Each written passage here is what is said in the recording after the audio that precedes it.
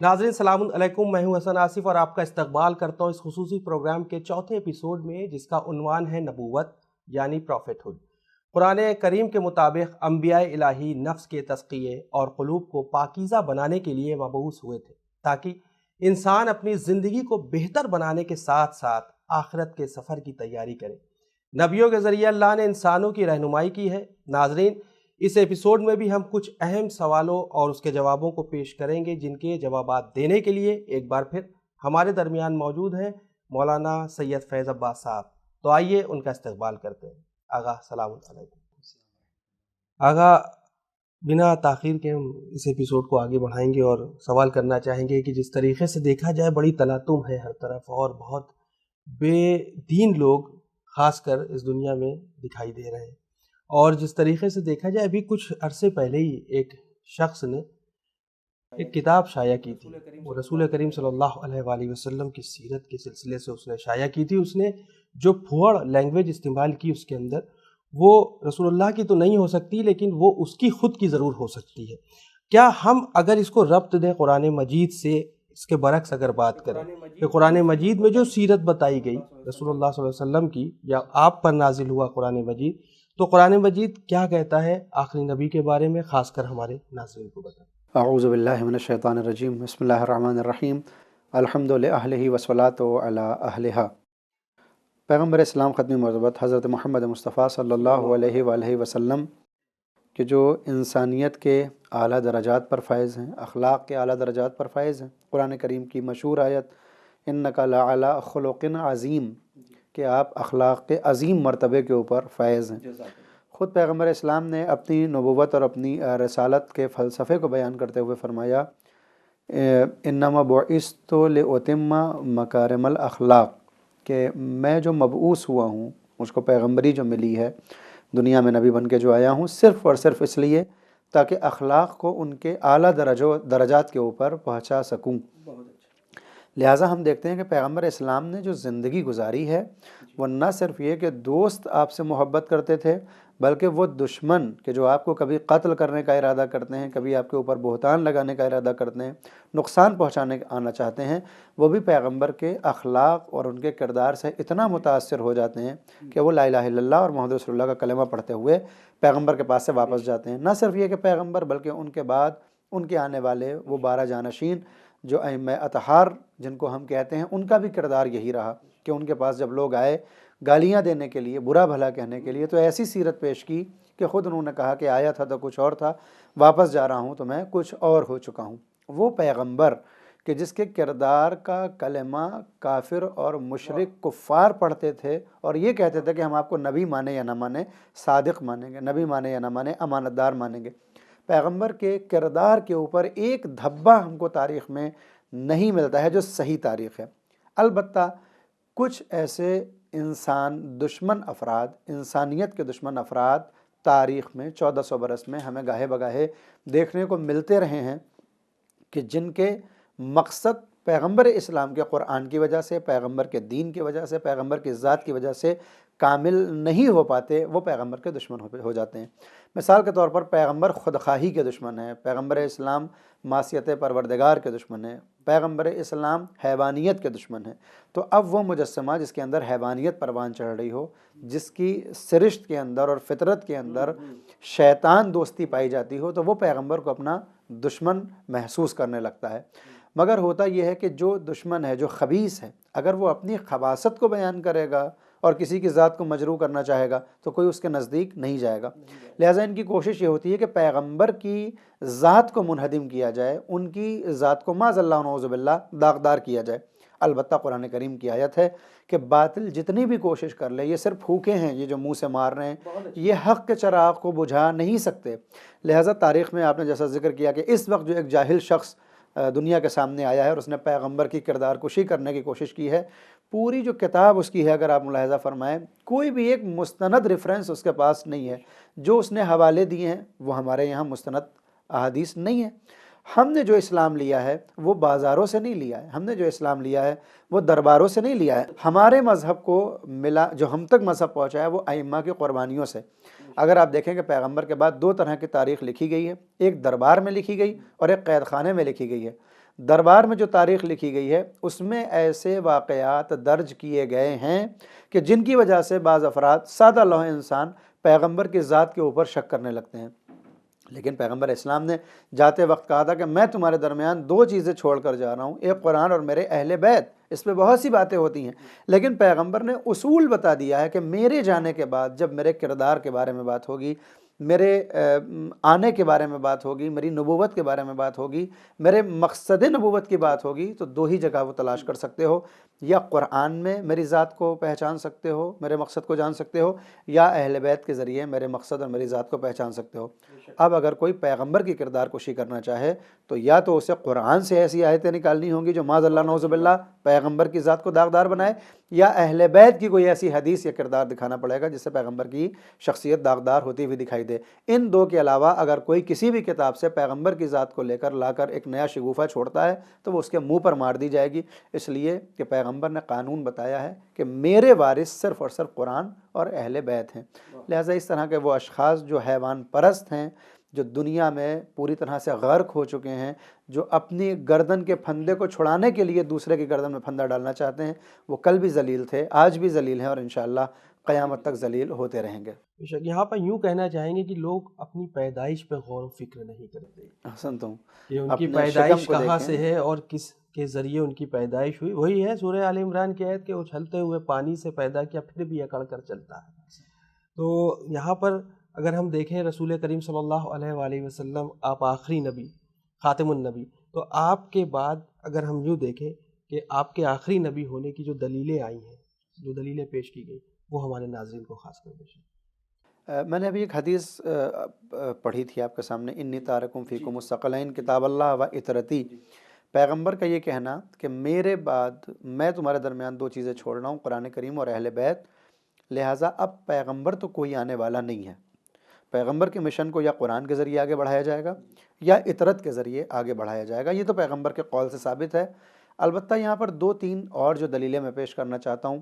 قرآن کریم کی آیت ہے کہ جس آیت میں خداوند عالم نے مسلمانوں سے یہ کہا ہے کہ پیغمبر اسلام آپ ان سے کہہ دیجئے کہ محمد تم مردوں میں سے کسی کے بھی باپ نہیں ہیں، بلکہ وہ اللہ کے رسول ہیں اور خاتم النبیین ہیں، یعنی آخری نبی۔ سری آیت ہے قرآن کریم کی کہ جس میں آپ کو خاتم الانبیاء کہا گیا ہے۔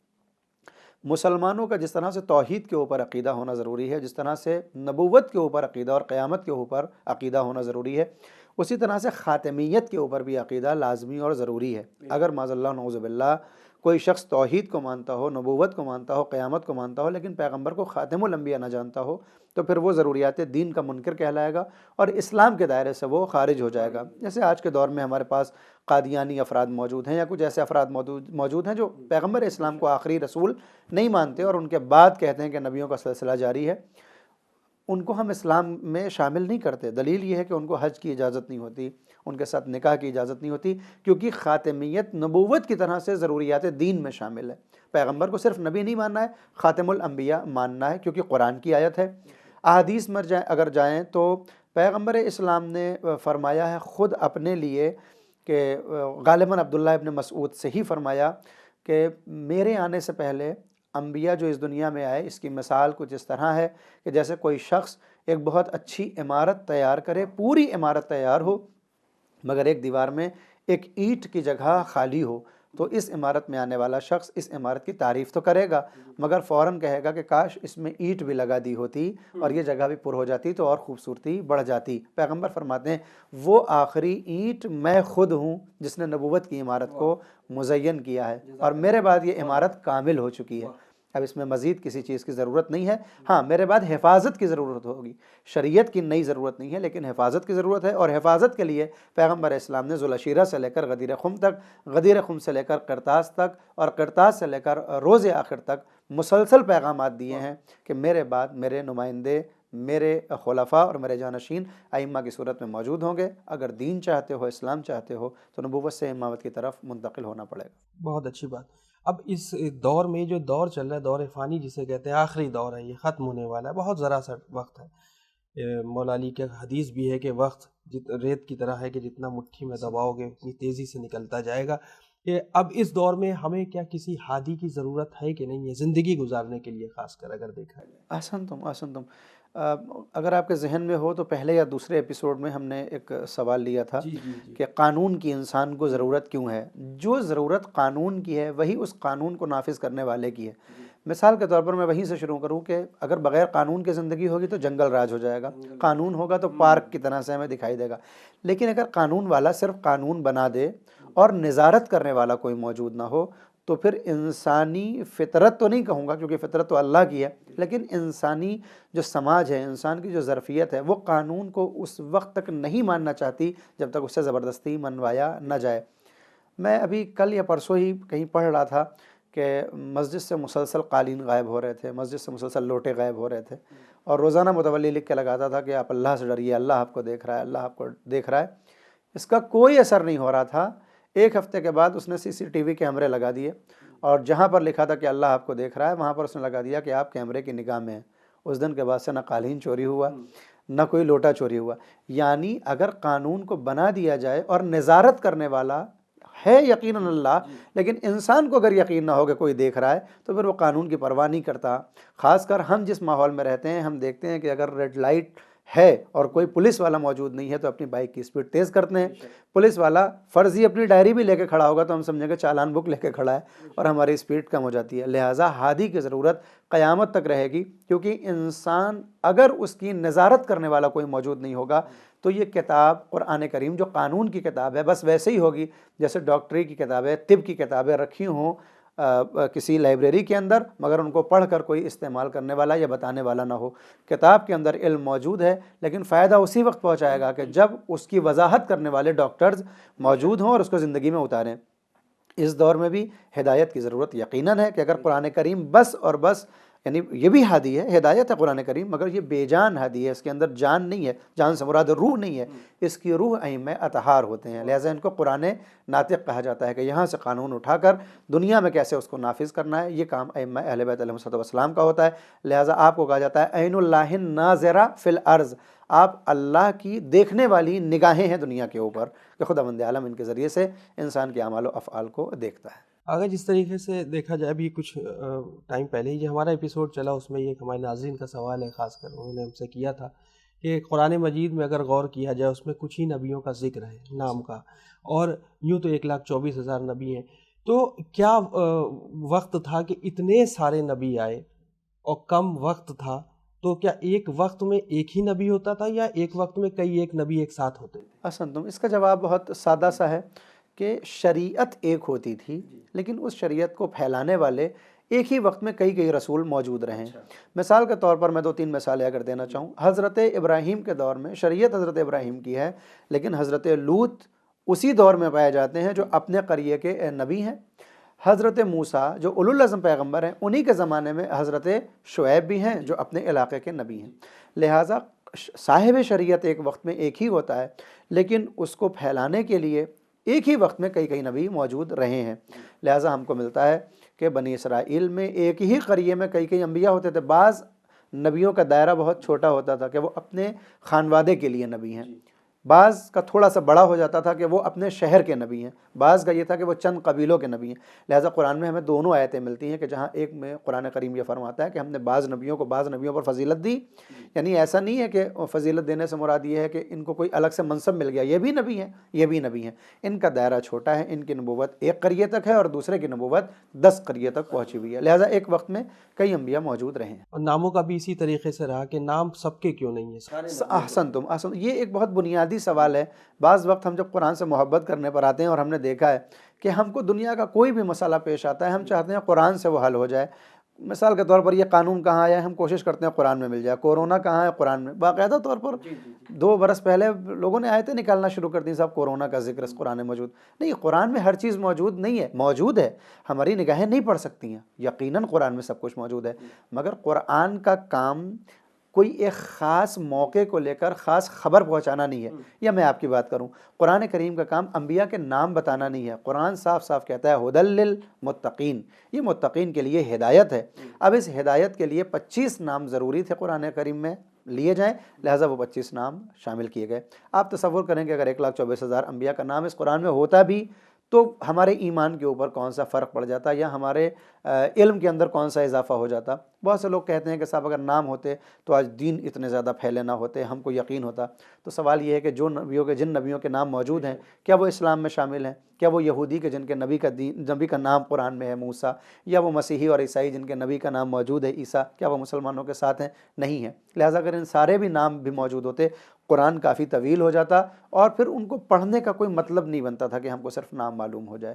اس کے لیے روایات ہیں، احادیث ہیں، اور پیغمبر اسلام نے کافی انبیاء کے نام ذکر فرمائے ہیں۔ یعنی قرآن مجید کو ہم یوں دیکھیں تو ایک ایسا مجموعہ ہے جس کے اندر ہمیں سچ اور صداقت نظر آئے گی، کہیں پر اشارتاً بھی بات ہوئی ہے، کہیں پر یعنی سمجھنے والوں کے لیے یہ قرآن مجید ہے۔ ایک صاحب نے مجھ سے سوال کے لیے میری نہج البلاغہ نہیں سمجھ میں آتی ہے، تو میں نے ان کو یہی جواب دیا تھا کہ سب سے پہلے آپ قرآن مجید کو پڑھیے، اور پڑھیے ہی نہیں، قرآن مجید کو سمجھیے، پھر نہج البلاغہ اپنے آپ سمجھ میں آ جائے گی۔